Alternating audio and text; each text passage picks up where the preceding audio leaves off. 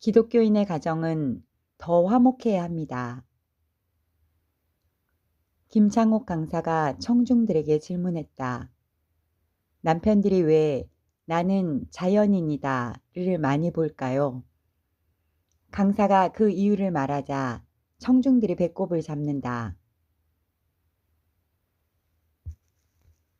와이프랑 살고 싶지 않은 겁니다. 물론 이것은 강사가 주제를 이해시키려고 예를 든 것이다. 많은 부부들이 이혼을 하고 남의 시선을 의식해서 조론도 하고 각방을 쓰기도 한다. 기독교인의 가정이라고 해서 큰 차이가 없다. 필자는 아버지 학교에 15년 이상 스텝으로 섬기며 수많은 부부들의 이야기를 들었다. 과거의 가부장적 아버지들은 주로 폭력과 폭언을 했지만 현대의 아버지들의 고민은 오히려 아내의 무시하는 말과 잔소리 때문에 고민한다. 원더풀 인생 후반전 유튜버는 서로에게 독이 되는 부부들의 징후 8가지를 언급했다. 1. 얼굴을 마주쳐도 반갑지 않다. 2. 상대방의 생활에 궁금하지 않다. 3. 손끝 하나도 접촉하지 않는다. 4. 단점만 눈에 들어오고 지적한다. 5. 말 한마디 나누다 보면 결국 싸운다. 6. 같이 있으면 어색하다. 7. 주변에 다른 사람이 눈에 들어오기 시작한다. 8.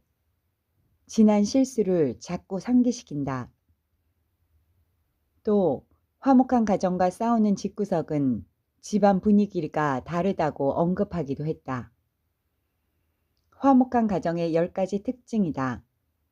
1. 웃음이 있다.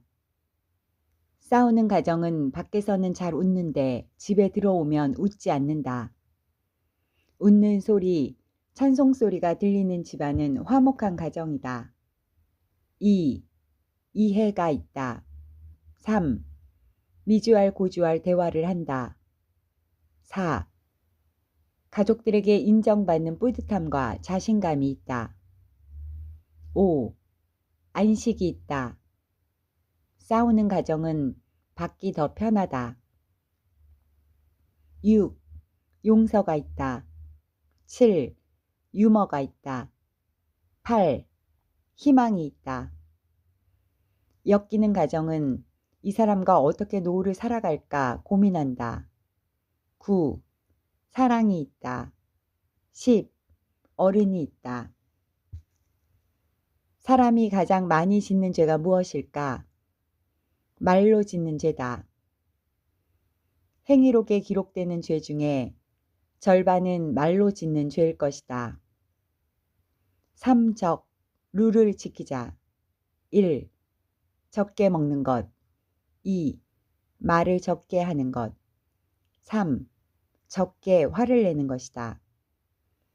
내 친구 중 한 명은 은퇴의 삶을 꿈꾸며 집에 들어온 지 한 달 만에 다시 일자리를 찾아 나갔다. 그러면서 앞으로 어떻게 아내와 살아가야 할지 고민하는 말을 들었다.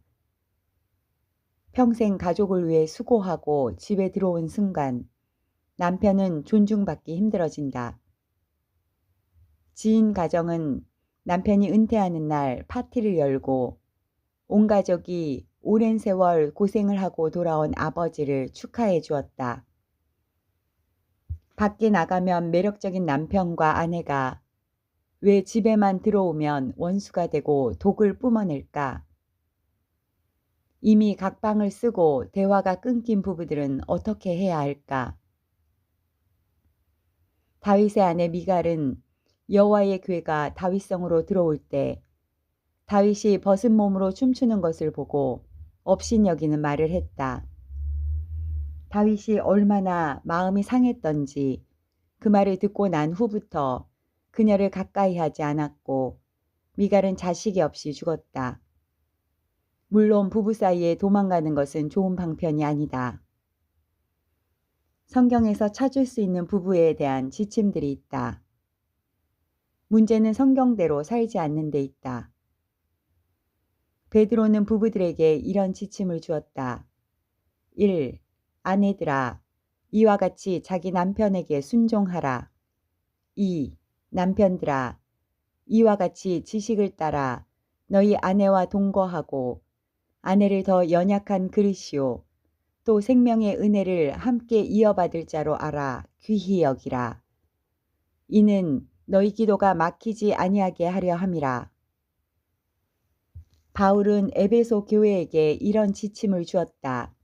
1. 아내들이여, 자기 남편에게 복종하기를 주께 하듯 하라. 2. 남편들아, 아내 사랑하기를 그리스도께서 교회를 사랑하시고 그 교회를 위하여 자신을 주심같이 하라. 주님은 교회를 위해 죽기까지 사랑하셨다. 베드로와 바울의 지침은 같다.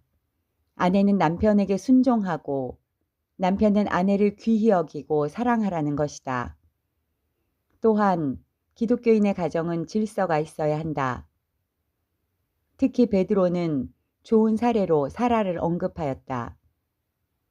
사라가 아브라함을 주라 칭하여 순종한 것 같이 너희는 선을 행하고 아무 두려운 일에도 놀라지 아니하면 사라의 딸이 된 것이니라.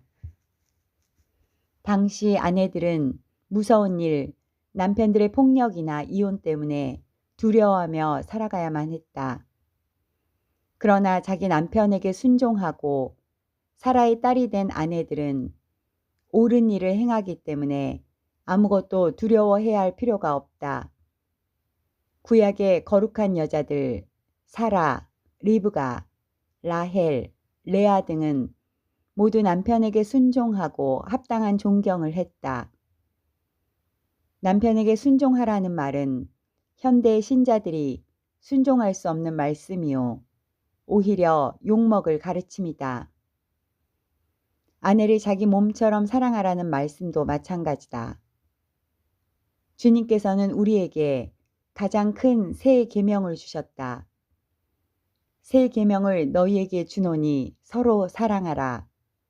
내가 너희를 사랑한 것 같이 너희도 서로 사랑하라. 교회는 어느 공동체보다 사랑, 희생, 겸손, 온유함을 강조한다. 그러나 다른 말씀들처럼 교회에서 듣거나 성경 공부하는 것에서 끝난다. 나가서 실천하지는 않는다. 기독교는 섬김의 종교인데 배우자 한 명도 섬기는데 버거워한다. 우리가 나가서 하는 말과 행동이 나의 실제 모습이다. 너희가 서로 사랑하면 이로써 모든 사람이 너희가 내 제자인 줄 알리라. 우리가 성경을 읽고 듣는 것에서 끝나면 모래 위에 집을 짓는 것과 같아 천국에서 아무런 상이 없을 것이다. 이것은 명백하게 죽은 믿음이라고 성경은 증언한다. 배우자에게 하는 말들은 한마디도 빠지지 않고 기록된다는 것을 생각하면 무서운 일이다. 현재 어둠에 있는 부부라면 내 힘이 아니라 성령의 능력을 의지하고 도움을 요청해야 할 것이다. 행할 능력이 있어야 살아있는 믿음이다. 매 순간 주님을 사랑하는 신부라면 가정을 지옥으로 만들 수 없을 것이다. 현대의 젊은이들도 에 대해 점점 부정적으로 생각하고 결혼을 기피하는 경향이 있다. 부모 세대가 화목한 모습을 보여주지 못한 탓도 있다. 허물을 덮어주어야 하는데 나팔을 분다. 남성과 여성은 기질이 다른데 남편을 여성으로 만들려 하거나 아내를 남성으로 만들려고 하면 안 된다. 그럼에도 결혼해야 한다면 이런 배우자를 선택해야 한다. 말을 예쁘게 하고 성품이 좋은 사람이 우선순위가 되어야 한다. 또 그런 배우자를 위해 기도해야 하고 나 스스로도 그런 사람이 되어야 한다. 누가 현숙한 여인을 찾아 얻겠느냐. 그의 값은 진주보다 더하니라. 기독교인의 가정은 황폐화되지 않도록 해야 한다. 가정사는 공개할 수 없는 문제들도 있다. 주님께 소망을 두십시오. 그러면 현재의 어려움을 이겨낼 수 있을 것입니다. 서로 지적하는 말을 그치고 품위 있게 말하십시오. 장차 올 하늘의 영광을 위해서라도 말을 절제해야 합니다. 말로 짓는 죄를 가볍게 여겨서는 안 되는데 스트레스를 지속적으로 주는 것은 사람의 생명을 죽이는 일이다. 우리는 세상에서 성별되어야 하는 것처럼 기독교인의 가정도 성별되어야 한다. 많은 사역을 하기보다 차라리 죄를 짓지 않는 것이 유익하다.